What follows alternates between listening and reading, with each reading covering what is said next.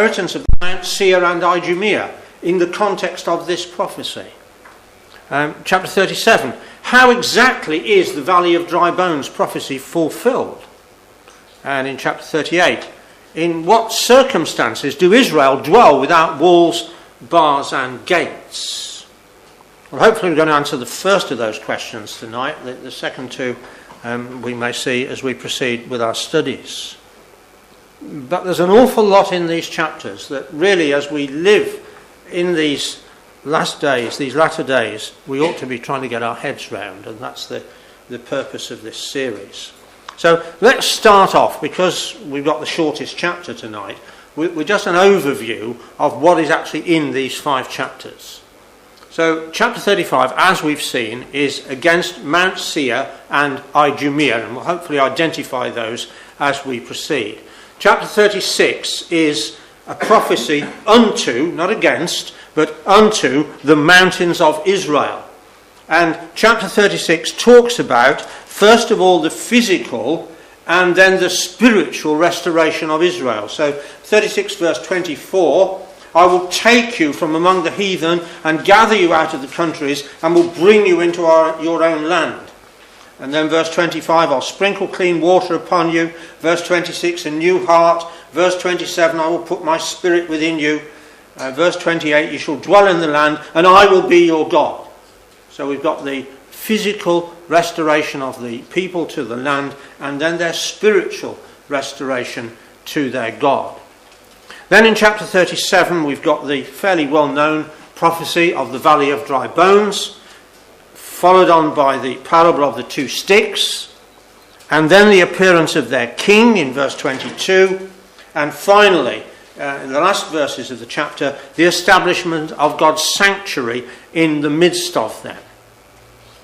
Then in chapter 38, of course, we've got the invasion of Gog and his allies, and in the latter part of the chapter, the destruction of Gog by the power of God. And chapter 39, the utter and total defeat of Gog, the burying of all the hosts of Gog in the valley of Hamon Gog. And at the end of chapter 39, the complete restoration to divine favour of the people of Israel. Last verse of chapter 39, neither will I hide my face any more from them, for I have poured out my spirit upon the house of Israel, saith the Lord Yahweh. So there's our overview of these chapters. Now, the question is, how do we view this series of prophecies, these 5 chapters? Are they, for example, a chronological sequence of events? So we start off with the judgment on Mount Seir, beginning of chapter 35, and we end up with the complete restoration of Israel at the end of chapter 39. That's been seriously proposed within our community, that these chapters are a chronological sequence. But if they're not, then how do they relate to one another? That's one of the issues that we need to tackle as we look at this group of chapters as a whole. So let's pick up a phrase that Brother Peter mentioned in his prayer that occurs in these chapters. So first of all, Ezekiel 35 verse 4. This is against Mount Seir, and later on we're going to find out who Mount Seir is, hopefully. But just take verse 4. I will lay thy cities waste, and thou shalt be desolate, and thou shalt know that I am Yahweh. So Mount Seir, whoever Mount Seir is going to know that he is Yahweh. Then chapter 35 verse 15. As thou didst rejoice at the inheritance of the house of Israel because it was desolate, so will I do unto thee. Thou shalt be desolate, O Mount Seir, and all Idumea, even all of it, and they shall know that I am Yahweh.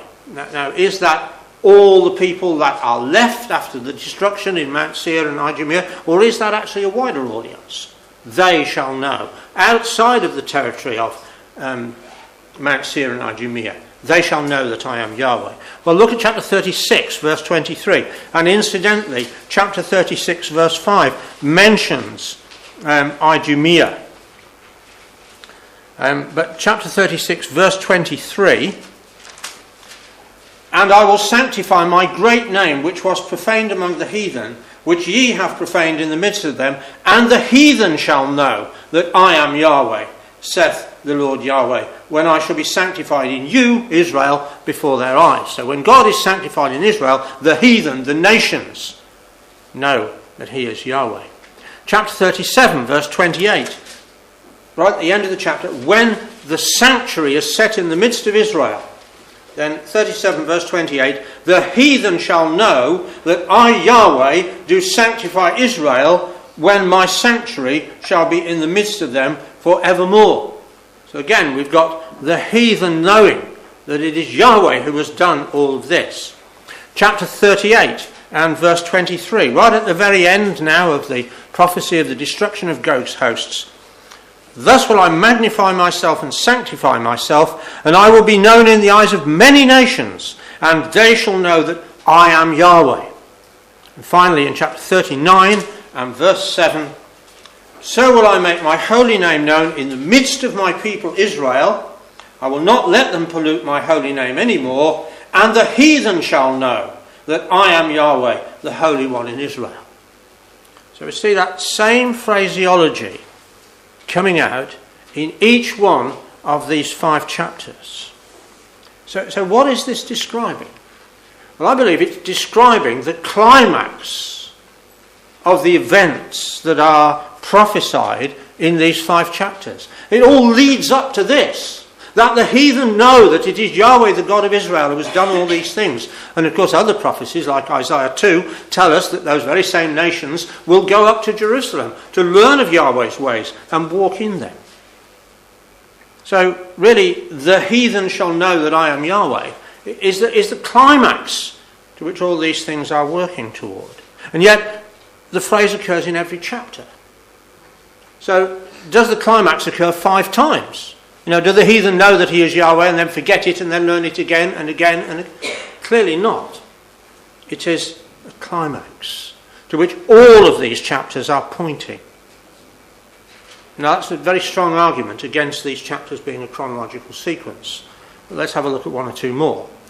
36 we've already seen as we looked at it briefly, and it'll be in more detail in a couple of weeks. It's about the physical and spiritual restoration I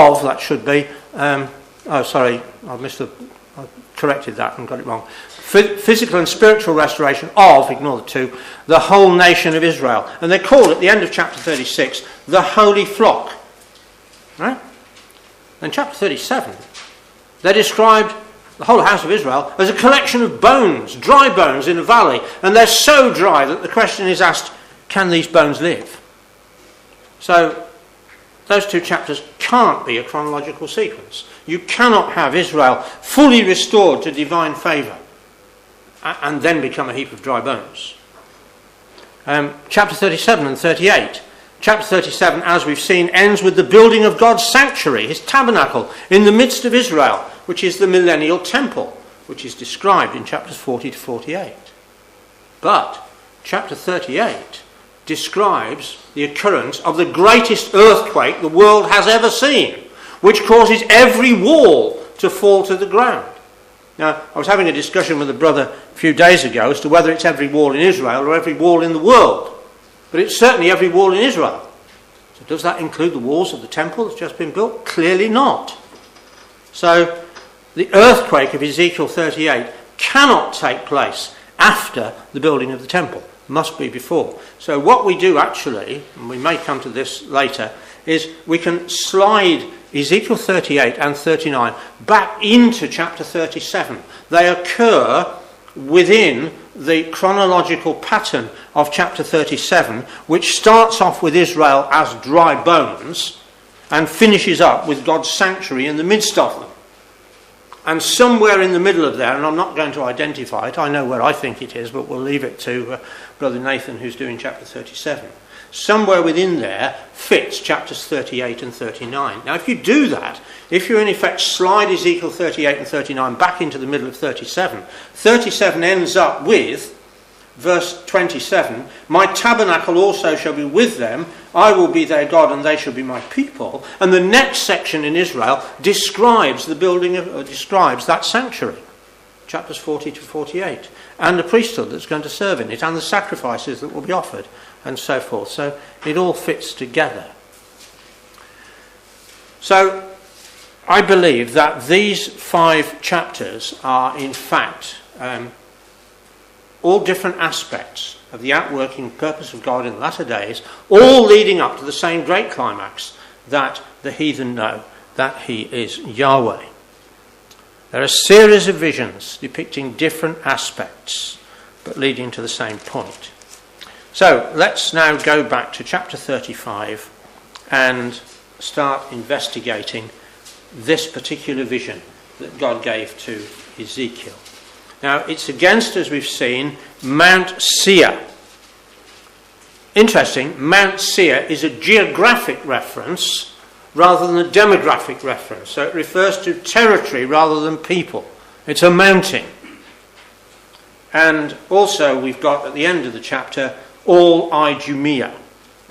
So we need to investigate that. So if we look first of all at the word Edom, it comes from Adam, and it has reference to the colour red. And we remember that when Esau was born, he was red all over. And that word is translated 87 times as Edom, 9 times as Edomites, and 4 times as Idumea. And 2 of those occurrences of Idumea occur in chapter 35, verse 15, as we have read, and also in chapter 36. So that's 2 out of the 4. But it is the normal word that's used and is translated as Edom. So it's the people who are descended from Esau. And Genesis 36 verse 8 says, Esau is Edom. So this prophecy, therefore, in its mention of Idumea, is against Edom. It's against the people of Esau. What about Mount Seir? Well, Mount Seir, the Hebrew word is Seir, and it comes from a root which means something which is shaggy, hairy, as an he-goat. And remember also that when Esau was born, he was red all over like a hairy garment. And therefore his name was called Esau. And the root word is translated 28 times as kid and 24 times as goat, and twice as hairy. And those 2 occurrences occur in Genesis 27 verses 11 and 23 when it's describing the man Esau. He's a goat man. He looks like a goat. He is so hairy. So that's the root word. And then the word Seir is translated Seir 39 times.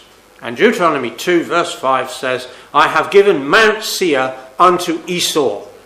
So it's the territory that God gave to the descendants of Esau. That's the territory that this prophecy in Ezekiel 35 is against.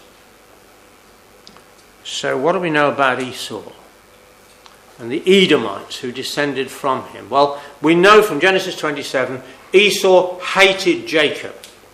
And that hatred continued through successive generations. The Edomites threatened Israel as they journeyed to the land. They wanted to pass through the land of Edom. They said, if we drink water, we'll pay for it. If we eat anything, we'll pay for it. And the king of Edom said, no, you're not coming through my land. And he came out with force to prevent them from journeying through his land.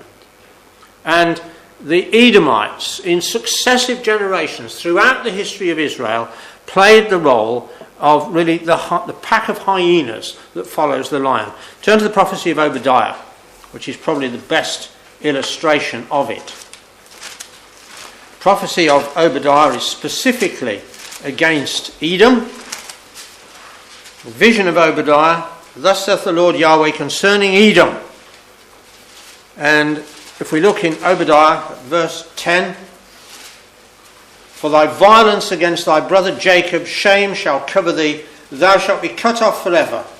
In the day that thou stoodest on the other side, in the day that the strangers carried away captive his forces, and foreigners entered into his gates, and cast lots upon Jerusalem, thou wast as one of them. Thou shouldest not have looked on the day of thy brother, in the day that he became a stranger. Neither shouldest thou have rejoiced over the children of Judah in the day of their destruction. Neither shouldest thou have spoken proudly in the day of their distress. Thou shouldest not have entered into the gate of my people in the day of their calamity. Thou shouldest not have looked on their affliction in the day of their calamity, nor have laid hands on their substance in the day of thy calamity. Neither shouldest thou have stood in the crossway to cut off those of his that did escape.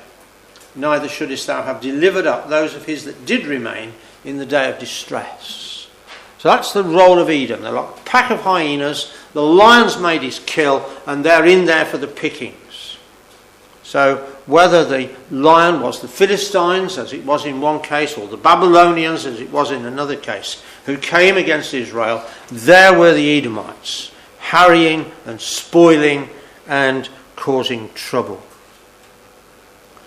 But finally, the Jews got the upper hand. And John Hyrcanus, who was the high priest of Israel between 134 BC and 104 BC, who was also a warrior, led the Jews down into the territory of Mount Seir and Idumea and subdued them, and in effect forced them to live as Jews, made them circumcise and obey the laws of the Jews. And after that, really, Edom just disappears from the pages of history. It became totally desolate. And that's all that's left. There's the ruins of Petra. There are no hotels there. Tourists are bussed in and bussed out. You can't stay overnight at Petra. You just go in, have a look at the ruins, and out again. But although ancient Edom has gone, and the people are no longer there, and the land is desolate, there is a latter-day Edom power. No doubt about that at all. Let's go to our chapter, Ezekiel 35, verse 5. Because thou hast had a perpetual hatred, and hast shed the blood of the children of Israel by the force of the sword, in the time of their calamity, in the time that their iniquity had an end. So this is pointing forward to the latter days. Verse 9. I will make thee perpetual desolations. Thy city shall not return, and ye shall know that I am Yahweh. Because thou hast said, these two nations and these two countries shall be mine, and we will possess it. Whereas Yahweh was there. Therefore, as I live, saith the Lord Yahweh, I will even do according to thine anger, and according to thy envy, which thou hast used out of thy hatred against them. And I will make myself known among them when I have judged thee. So again, it's pointing forward to the restoration of Israel to divine favour, which comes after the judgment of Edom. So verse 14, thus saith the Lord Yahweh, when the whole earth rejoiceth, that's the kingdom, I will make thee desolate. As thou didst rejoice at the inheritance of the house of Israel, because it was desolate, so will I do unto thee. Thou shalt be desolate, O Mount Seir, and all Idumea.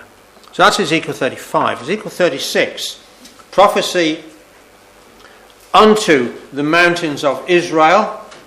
And in verse 3, they have been made desolate and swallowed up on every side, that they might be a possession unto the residue of the heathen. God makes this prophecy.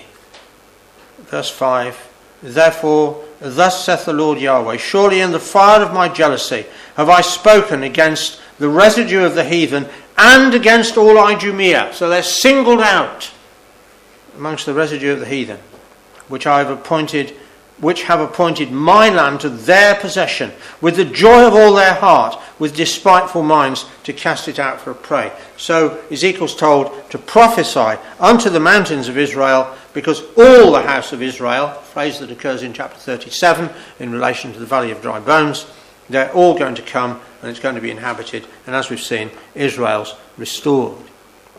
So that's Ezekiel 36. Obadiah continues in the same vein, showing that there is a latter day aspect to Edom, and we'll come back to Obadiah later. And Joel 3, which we'll also look at later, clearly says there's going to be an Edom in the latter days. But of course the question is, who is it? Now look at the map of the Middle East, and there are the countries we know well, and Syria, which is mentioned in Bible in scriptural terms, is there. Lebanon, which is in the scriptures, is there, as is Egypt. All those countries are there. Israel, of course, is there now. But search as you may, there is no Edom.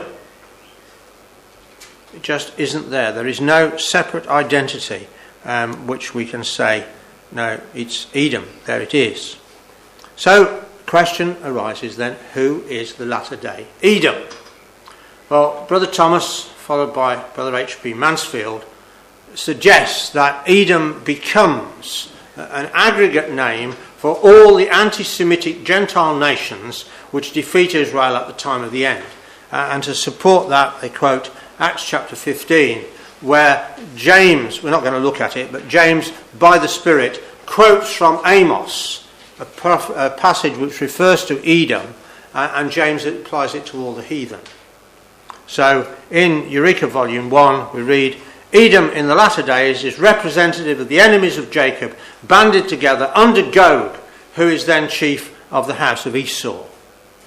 Now, I think in the time when Brother Thomas lived, when the whole of that area of the Middle East was Ottoman Empire, and there were no separate states, there were no boundaries, there were no borders, it was all Ottoman Empire, I think he made a very good fist of it. And his suggestion at the time had some validity. But of course, we've moved on quite a bit now from that time. We've seen a lot of history take place. So that's one view. There's another view, Harry Whittaker, Duncan Heister, part of 10 Arab nation group which defeats Israel at the time of the end. And in support of that, they quote Psalm 83 and Daniel chapter 2. Well, if you look at Psalm 83, which we haven't got time to do tonight, Psalm 83 ends up with the victory of Yahweh over this group who say, let's dispossess Israel. It doesn't end up with the victory of these nations at all, and they're not all Arab nations in the list. They're not even all Semitic nations. Some of them are descended from Japheth. So really that concept of Psalm 83 doesn't work at all. And Daniel chapter 2, well, that's on the supposition that the 10 toes of Daniel chapter 2 are 10 Arab nations, which is, as far as I'm concerned, scripturally not proven. So, who is the latter-day Edom? There's our problem. So there's the Ottoman Empire, and that's the extent of it, the darker colour, in 1914. And we want to focus now on two Bible passages which specifically identify Edom in a particular territory at the time of the end. The first of them is Daniel chapter 11 and verse 40. So let's go there. And I believe these two passages are key to our understanding of who is the latter-day Edom. So let's just read through and take ourselves pictorially through the events of Daniel 11 verse 40. And at the time of the end shall the king of the south, of course, in terms of Daniel 11, is the Ptolemaic dynasty in Egypt. And in 1914, the power in Egypt was the British power. The Egyptian Expeditionary Force of the British Army, commanded eventually by General Edmund Allenby, was there in Egypt. And Allenby pushed up into the Holy Land, and he drove the Turks out of the land. And Britain took over and took the mandate for the land. And the Turks were expelled, and the Ottoman Empire collapsed, and all that is left today is the secular state of Turkey. So that's the first bit. At the time of the end shall the king of the south push at him. And then the king of the north. And there he is, now no longer the hammer and sickle, that's the current Russian flag. The king of the north shall come against him. And of course the him in this case is Constantinople, which the Russians want to take back. Take back Saint Sophia, Hagia Sophia, and restore the chief basilica of their religion and the capital, the former capital of their empire. And after Russia has taken Constantinople, then she comes with many ships and with chariots and with horsemen into the glorious land, verse 41. That's all, I think, well known amongst us. But look at the next detail. and many shall be overthrown, but these shall escape out of his hand, even Edom and Moab and the chief of the children of Ammon. So when the king of the north comes down into Israel, there is a power which is described as Edom, Moab and Ammon, which escape. So where was Edom? That's where Edom was, on the east side of the Dead Sea, fairly low down. That's where Edom was. And then he goes on, the king of the north, here in verse 43, into Egypt. So he goes on down into the territory of the king of the south. But Edom, on the east side of the Jordan River, is bypassed and not attacked by the king of the north. So I believe that chapter requires there to be a latter-day power, which is described as Edom, and we'll see the reasons for that as we proceed, which is going to be in that same territory. So that's one passage. Now let's look at the other one, which is Isaiah, also chapter 11. One wonders the thoughts of Isaiah as he pondered this after he'd written it. The prophets searched what manner of time the Spirit of Christ which was in them did testify, which spoke of these things. So, Isaiah 11, verse 10, the root of Jesse shall stand for an ensign of the people. To it shall the Gentiles seek, and his rest shall be glorious. So all the nations are going to go up to Jerusalem. And verse 11, it shall come to pass in that day that the Lord shall set his hand again the second time to recover the remnant of his people that shall be left out of all those countries. And verse 12, he shall set up an ensign for the nations and gather the outcasts of Israel. That's the 10 tribes. That's the second stick of Ezekiel 37. And so he'll assemble them out of the nations that he might judge them, as Ezekiel 20 describes, and gather together the dispersed of Judah. Why Judah dispersed? Because the king of the north of Daniel 11, Gog of Ezekiel 38, same power, have come into the land. And the Jews will flee. They will try and escape. Just as they did when Sennacherib came into the land in the days of Hezekiah. And then they were gathered together again. Kings shall be thy nursing fathers, says Isaiah, and queens thy nursing mothers. They shall bring thy sons in their arms and carry thy daughters upon their shoulders. So they're brought back. Verse 13. The envy also of Ephraim shall depart, and the adversaries of Judah shall be cut off. Ephraim shall not envy Judah, and Judah shall not vex Ephraim. So this parallels the joining together of the two sticks in Ezekiel chapter 37. And there they are, Ephraim in the north and Judah in the south. Now join together and become one nation. And what do? Verse 14, they fly upon the shoulders of the Philistines toward the west. That's the Gaza Strip. That's the Palestinians. That's Hamas. And we'll look at the Hamas charter a little later. And Israel and Judah together, Ephraim and Judah together, fly upon them. And they shall spoil them of the east together. They shall lay their hand upon Edom and Moab, and the children of Ammon shall obey them. And they will conquer all that territory on the east side of the Dead Sea and the River Jordan, which will then be theirs and part of the land promised by God to Abraham.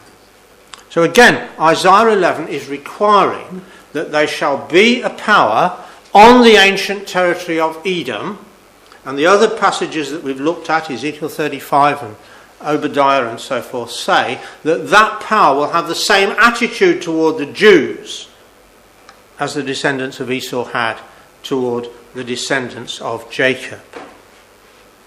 So there's clearly an Edom there, where Edom always was, and it's in the latter days. So those two passages are telling us, particularly the Isaiah 11 passage is telling us, that some violently anti-Israel power must possess Mount Seir at the time of the end. And we've seen how rapidly the situation can change in the Middle East. We've seen the rise of ISIS. We've seen Russia suddenly go into Syria and do as she wills, and nobody can stop her. So who's in this territory now? Well, it's the Hashemite kingdom of Jordan, ruled over by King Abdullah II, the son of King Hussein, and he is the son of the original Abdullah, who was put in charge of the kingdom of Transjordan, as it was known then, by the British in the 1920s, when they drew all those lines on the Middle Eastern map and divided up the Middle East and the Ottoman Empire post-World War I. So what's the situation in Jordan? Well, Abdullah is an astute king. He's managed to keep the lid on a cauldron, but Jordan is struggling to manage the rise of ISIS and other jihadist threats. It's simmering with social unrest. There was an incident in the papers yesterday where 3 Jordanian security men, 3 intelligence officers, were shot by somebody. They don't know who it was, but somebody found these guys and killed them. 13% of the population of Jordan are Syrian refugees who've fled the fighting in Syria.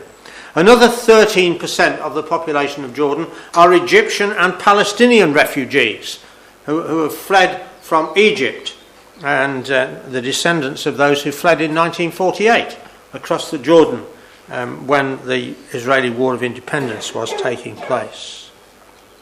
And King Abdullah is managing to keep the lid on all this lot and get as much foreign aid as he can to make their lives as comfortable as possible so they don't rise up. But things could change very easily, and these scriptures that we're looking at are telling us that things must change to fulfill Bible prophecy. So, watch Jordan.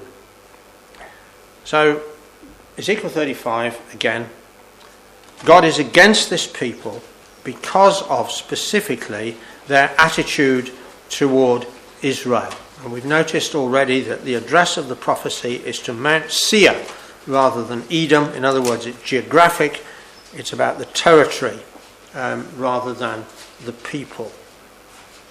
And really, the attitude that's depicted there, verse 5 for example, thou hast had a perpetual hatred and hast shed the blood of the children of Israel by the force of the sword in the time of their calamity. That attitude is mirrored in the attitude which we see in Palestine peoples today. So there, for example, is the Hamas Charter, drawn up in 1988. Well, that's a little bit of it, it's a huge document. The day that enemies usurp part of Muslim land, jihad becomes the individual duty of every Muslim. In the face of the Jews' usurpation of Palestine, it is compulsory that the banner of jihad be raised. To do this requires the diffusion of Islamic consciousness among the masses, both on the regional, Arab and Islamic levels. It is necessary to instill the spirit of jihad in the heart of the nation so that they would confront the enemies and join the ranks of the fighters. Jews have taken over part of Muslim land as they see it. We've got to fight against them. We've got to wage war against them. That's the attitude of Hamas in the Gaza Strip, and we've already seen in Isaiah chapter 14 that Ephraim and Judah together will spoil them in the west. But let's now turn to Joel chapter 3. And Joel chapter 3, at the end of the chapter, singles out Edom because of their extreme violence. Joel chapter 3 and verse 16. Let's go back for the context. Yahweh will roar out of Zion. I believe that the return of Christ actually occurs between verses 15 and 16 of Joel chapter 3. Yahweh shall roar out of Zion and utter his voice from Jerusalem. The heavens and the earth shall shake. Here's the great earthquake of Ezekiel 38. But Yahweh will be the hope of his people and the strength of the children of Israel. And it goes on to talk about Zion, his holy mountain, and all the blessings upon Judah, and the fountain out of the house of Yahweh. But now verse 19. Egypt shall be a desolation, and Edom shall be a desolate wilderness for the violence against the children of Judah, because they have shed innocent blood in their land. But Judah shall dwell forever, and Jerusalem from generation to generation. So in Ezekiel 35, verses 6 to 10, which we've looked at, God is recompensing them for the evil that they have done to Israel in the time of Israel's deliverance, in the time that their iniquity has an end. And notice the reference to two nations, two countries. We're going to meet this obviously later on in chapter 37 in the parable of the two sticks. But Ezekiel 35 verse 11. Therefore, as I live, saith the Lord Yahweh, I will even do according to thine anger and according to thine envy, which thou hast used out of thy hatred against them. And I will make myself known among them when I have judged thee. So God's actions are proportionate. You have demonstrated this attitude toward Israel, therefore I will pour out these judgments upon you. Turn back to Ezekiel chapter 18. And here we have the principle of God's dealings with men. Ezekiel 18 and verse 20. The soul that sinneth, it shall die. The son shall not bear the iniquity of the father, neither shall the father bear the iniquity of the son. The righteousness of the righteous shall be upon him, and the wickedness of the wicked shall be upon him.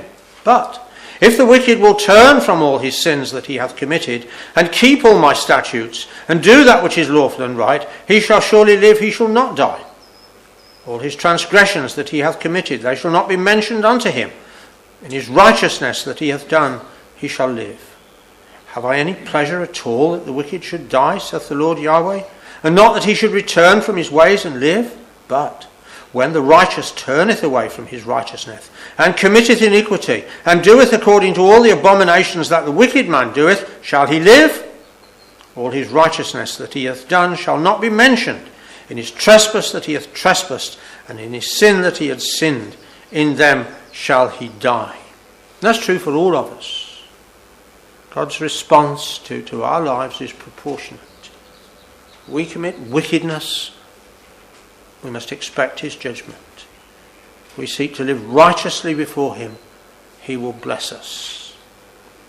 And it's exactly the same principle which God will exercise toward Edom in the latter days. Now, there's no doubt that Edom is going to be judged. Ezekiel 25 now, and verse 12.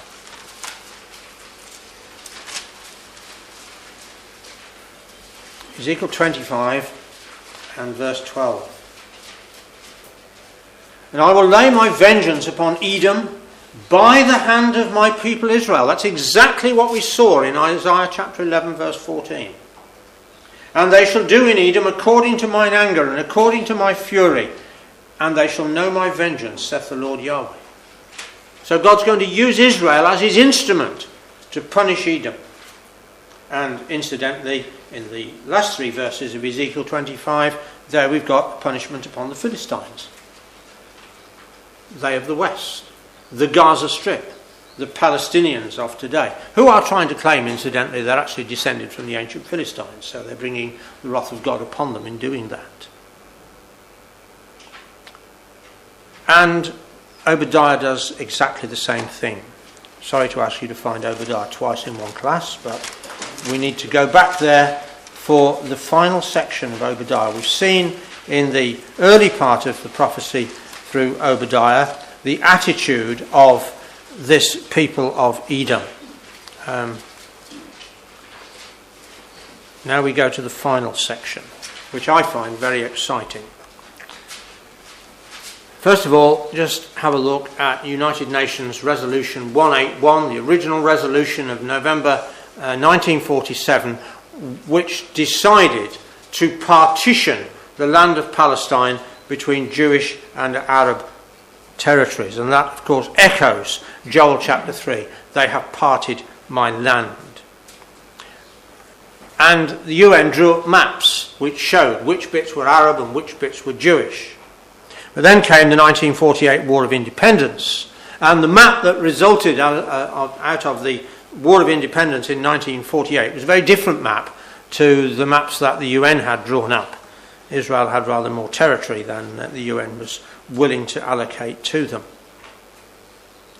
And then, of course, came the Six-Day War in 1967. So the light-coloured area is the area that Israel managed to hold on to and wrest from the Arabs in 1948. And then in 1967 they took the Gaza Strip and they took the West Bank, and of course they took Golan here. And UN Resolution 267 demanded, this was post-1967, that they return to the 1948 border. Ariel Sharon, 2005, said, okay, they can have the Gaza Strip. Let's see what sort of state they make out of it. And, well, the world has seen it. But the pressure is on Israel to give up the Golan Heights up there and all this West Bank territory on which they're constantly building settlements. So let's now look at Obadiah. Verse 17. But upon Mount Zion shall be deliverance, and there shall be holiness, and the house of Jacob shall possess their possessions. And the house of Jacob shall be a fire, and the house of Joseph a flame, and the house of Esau for stubble. And they shall kindle in them and devour them, and there shall not be any remaining of the house of Esau, for Yahweh hath spoken it. So there's a reference to Israel, again, being God's battle axe and weapon of war against the house of Esau. But now look in detail at verses 19 and 20. And this really is quite amazing. So there's the borders, 1948 borders plus the West Bank and the Gaza Strip.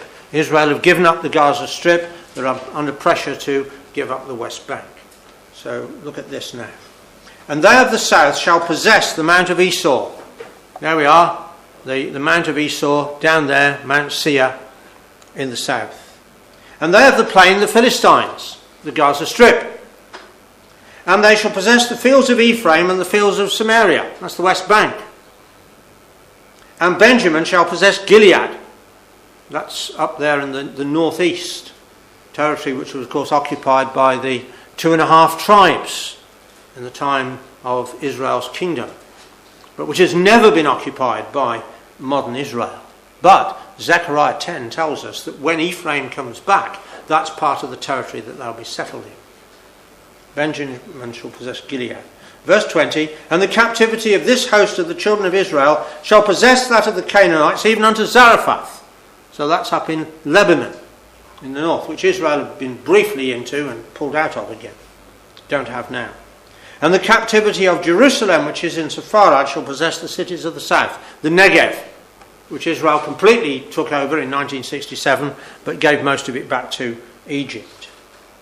So it's remarkable that that geographical description there in those 2 verses in Obadiah parallel other passages of Scripture and show how Israel is going to break out of the territory that they've been constrained into by world opinion to possess the land which God promised to Abraham, to Isaac and to Jacob.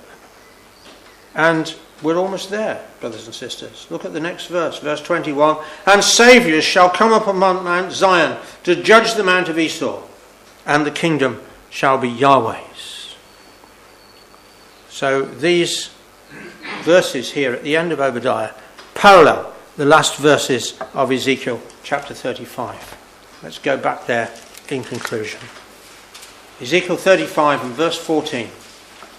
Thus saith the Lord Yahweh, when the whole earth rejoiceth, I will make thee desolate. As thou didst rejoice at the inheritance of the house of Israel, because it was desolate, so will I do unto thee. Thou shalt be desolate, O Mount Seir, and all Idumea, even all of it, and they shall know that I am Yahweh. And so we await the time, brothers and sisters, young people, when the whole earth will rejoice in the goodness of God, when we will be there as saviours upon the Mount Zion with the Lord Jesus Christ. This is the great climax which Ezekiel 35 leads us to, and which I believe all these other visions in Ezekiel's prophecy, 36, 37, 38, 39, lead us to also.